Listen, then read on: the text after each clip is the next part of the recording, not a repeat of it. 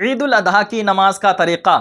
آئیے آج ہم سب مل کر عید الاضحیٰ کی نماز کا طریقہ سیکھتے ہیں، اور کل انشاءاللہ تعالی عید الاضحیٰ کی نماز ہم سب مل کر ادا کریں گے۔ آپ سب کو میری طرف سے عید الاضحیٰ کی بہت بہت مبارکباد۔ عید الاضحیٰ کی نماز ادا کرنے میں عوام بڑی غلطیاں کرتے ہیں۔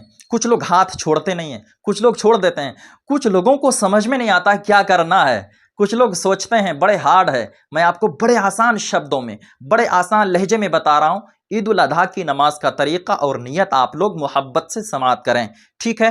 آپ سب سے پہلے امام صاحب کے پیچھے کھڑے ہو گئے تو آپ کو نیت کرنی ہے، ٹھیک ہے نا؟ بسم اللہ الرحمن الرحیم پڑھ کر آپ نیت کریں۔ نیت دل کے ارادے کو کہتے ہیں۔ اگر آپ نیت زبان سے نہیں بھی کہیں گے تب بھی آپ کی نماز ہو جائے گی۔ آپ صرف دل میں یہ ارادہ کر لیں گے میں عید الاضحیٰ کی نماز پڑھ رہا ہوں، تو آپ کی نماز ہو جائے گی۔ اور آپ کسی بھی بھاشا میں، کسی بھی لینگویج میں نیت کر سکتے ہیں۔ بنگلہ میں کیجیے، انگلش میں کیجیے، عربی میں کریں، آپ اردو میں کریں، کسی بھی بھاشا میں کریں، آپ کی نیت ہو جائے گی۔ عربی میں کریں تو بہتر ہے۔ میں آپ کو اردو میں نیت بتا رہا ہوں، اس طرح سے نیت کریں۔ نیت کی میں نے 2 رکعت نماز عید الاضحیٰ کی زائد 6 تکبیروں کے ساتھ واسطے اللہ تعالیٰ کے، پیچھے اس امام کے، منہ میرا کعبہ شریف کی طرف، اللہ اکبر اللہ اکبر کہتا ہوا ہاتھوں کو ناف کے نیچے باندھ لینا ہے، ٹھیک ہے؟ جب آپ نے ہاتھ باندھ لیا پھر آپ کو ثنا پڑھنی ہے۔ ثنا پڑھنے کے بعد 3 تکبیریں ہوں گی۔ امام صاحب ٹوٹل 3 تکبیریں پڑھیں گے، تو پہلی تکبیر میں آپ کانوں تک ہاتھ اٹھائیں اور اللہ اکبر کہتا ہوا ہاتھوں کو چھوڑ دیں۔ پھر دوسری تکبیر میں کانوں تک ہاتھ لے جائیں اور اللہ اکبر کہتا ہوا ہاتھوں کو چھوڑ دیں۔ تیسری تکبیر میں کانوں تک ہاتھ اٹھائیں اور اللہ اکبر کہتا ہوا ہاتھوں کو ناف کے نیچے باندھ لیں۔ پھر اس کے بعد امام صاحب الحمد شریف پڑھیں گے، الحمدوں کے ساتھ پھر کوئی سورت پڑھی جائے گی، اس کے بعد رکوع میں جائیں گے۔ امام صاحب کے پیچھے آپ کو قرات نہیں کرنی ہے، آپ کو سورت نہیں پڑھنی ہے، سورت نہیں ملانی ہے، ٹھیک ہے نا؟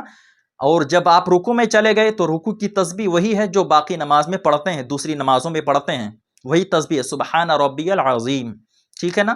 رکوع میں چلے گئے، رکوع کی تسبیح 3 بار، 5 بار، 7 بار پڑھ لیں۔ اس کے بعد پھر سجدے میں جائیں۔ 1 رکعت آپ کی مکمل ہو گئی۔ یعنی جو تسبیحات اور جو چیزیں نماز میں پڑھی جاتی ہیں نا، دوسری نماز میں، وہی چیزیں، وہی تسبیحات پڑھے جائیں گے۔ آپ کو کنفیوز نہیں ہونا ہے کہ رکوع میں کیا پڑھیں عید کی نماز میں، سجدے میں کیا پڑھیں، آپ کنفیوز نہ ہوں، وہی ساری چیزیں پڑھی جائے گی۔ آپ کی پہلی رکعت مکمل ہو گئی۔ پہلی رکعت جب مکمل ہو گئی پھر امام صاحب قوما کی طرف لوٹ آئے، کھڑے ہو گئے، ٹھیک ہے؟ جب امام صاحب کھڑے ہو گئے تو پھر فرسٹ میں الحمد شریف پڑھیں گے۔ امام صاحب الحمد شریف پڑھیں گے، اس کے بعد پھر کوئی سورت ملائیں گے، آپ کو نہیں پڑھنا ہے۔ جب قرات مکمل ہو گئی پھر ٹوٹل 4 تکبیریں ہوں گی، ٹھیک ہے؟